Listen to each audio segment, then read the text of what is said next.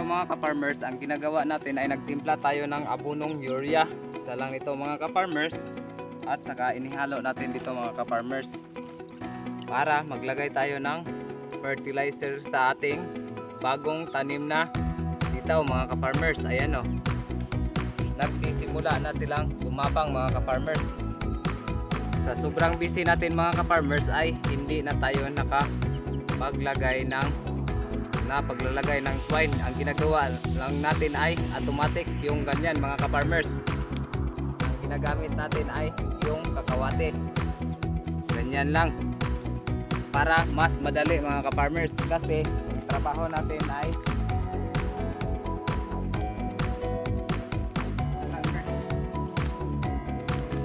pero masaya naman tayo mga ka-farmers. Sa lahat ng mga nanonood dyan, maraming salamat sa inyong lahat.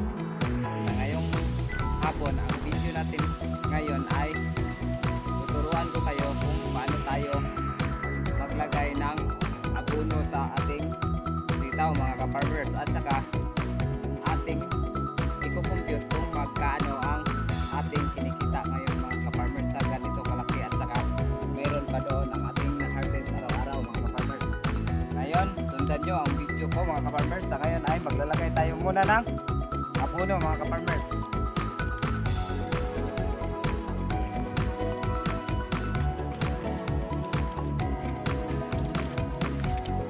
Yan yung ating sitaw mga ka-farmers. Inihalo na natin sa okra mga ka-farmers, kasi sayang mga ka-farmers yung makanting lupa. Nilagyan natin ng sitaw kasi ang sitaw ay papunta naman sa itaas mga ka-farmers, at saka mayroon naman tayong madaanan kasi dito naman natin nilagay ito mga ka-farmers. Yan, isa nito mga ka-farmers. Yan, bawat puno ang ating inilagay.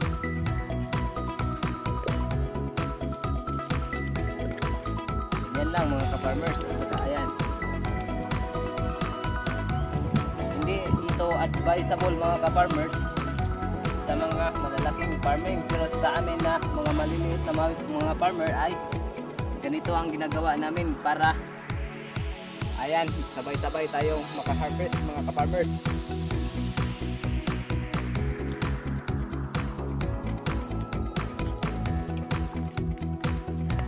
Okra mga ka-farmers, sa ganito kalaki mga ka-farmers ay nakapitas na tayo ng mga 5 pitas na mga ka-farmers, at saka nagkaroon tayo bawat pitas. Nung una ay nakapitas tayo sa ating video ay, kung makikita nyo sa video natin nung una ay nakapitas tayo ng 40 kilos mga ka-farmers, at saka ngayon ay nakapitas na tayo ng 50 kilos mga ka-farmers. At saka mula dito mga ka-farmers at papunta doon sa kabila, may sa kabila pa yon mga ka-farmers, pero 1 kilo lang ang ating seeds na ginagamit dito, yung East-West seeds sa okra mga ka-farmers, hindi yung condor, yung smooth green na variety yung ating ginagamit dito mga ka-farmers, galing sa East-West.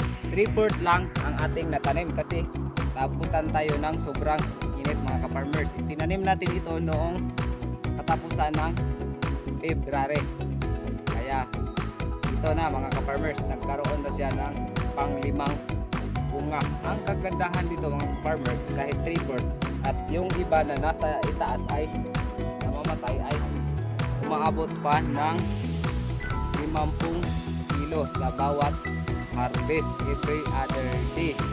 Kasama doon sa kabila yung naprobingan natin mga ka-farmers, yung sa video natin mga ka-farmers, at saka sa sitaw natin mga ka-farmers ay may 20 kilos din mga ka-farmers. Yan ang kagandahan dito sa kitaan mga ka-farmers. Dito ay 50 kilos ay kumikita tayo ng 1.5. Sa sitaw naman mga ka-farmers ay kumikita tayo ng 2,100. Yan ang kitaan natin ngayon mga ka-farmers.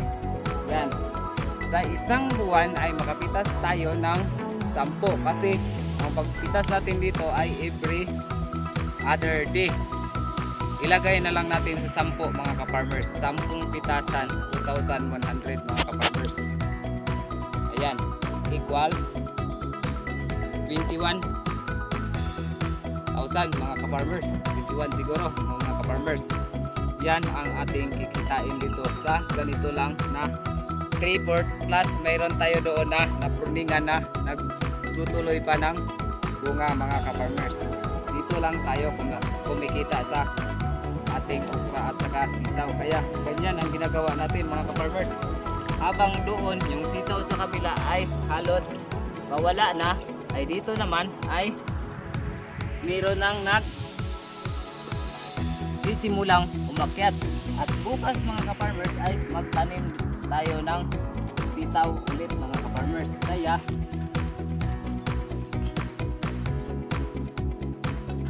sunod-sunod ang kitaan natin mga ka-farmers. At saka mayroon pa tayong tanim na walang kapital, yung kamote mga ka-farmers, at saka yung mais. Yung mais mga ka-farmers ay hindi tayo namili kasi binigay lang sa atin yung buto ng mais mga ka-farmers, kasi yung mga native na mais lang ang ating ginagamit para gawin nating pagkain mga ka-farmers, konsumo sa ating pamamahay mga ka-farmers.